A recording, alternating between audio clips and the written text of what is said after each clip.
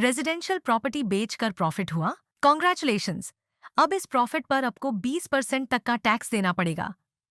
What? Yes, अगर capital gain planning के बिना रेजिडेंशियल प्रॉपर्टी सेल की तो आपका प्रॉपर्टी टैक्स बर्डन बढ़ेगा। बट वॉट इफ आई से you can save this profit fully? Income tax act का सेक्शन 54। अगर आप अपने कैपिटल गेन अमाउंट को एक नई रेजिडेंशियल प्रॉपर्टी में इन्वेस्ट करते हैं तो आपको कैपिटल गेन टैक्स से छूट मिल सकती है। ये एक लीगल और इफेक्टिव टैक्स प्लानिंग स्ट्रैटेजी है। सेक्शन 54 का बेनिफिट तभी मिलेगा जब कुछ कंडीशंस फुलफिल की जाएं। प्रॉपर्टी रेजिडेंशियल होनी चाहिए। नई प्रॉपर्टी इंडिया के अंदर ही खरीदी जाए। इन्वेस्टमेंट सेल के 1 साल पहले या 2 साल बाद तक हो। और अगर डिले हो तो पैसा कैपिटल गेन्स अकाउंट स्कीम में डिपॉजिट हो। प्रॉपर्टी सेल का प्रॉफिट सही जगह इन्वेस्ट करके आप अपना पूरा टैक्स लीगली बचा सकते हैं। सेक्शन 54 हर प्रॉपर्टी इन्वेस्टर के लिए एक मस्ट नो बेनिफिट है।